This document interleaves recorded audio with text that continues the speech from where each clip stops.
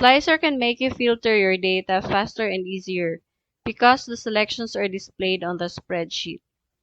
Let's do this example. Highlight the data and click Ctrl-T, or go to Insert, then choose Table.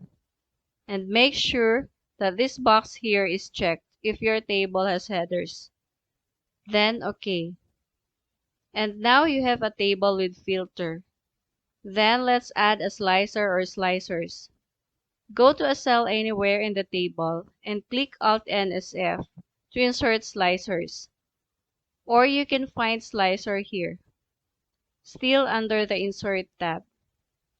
Then check the selections that you want to display. For example, we choose Product, Region, and Sales Rep. Now the options are displayed. You don't have to click the headings here anymore to make a selection. Just click the info that you want to show.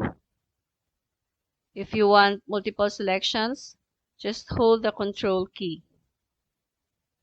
You can click this portion if you want to clear the selections.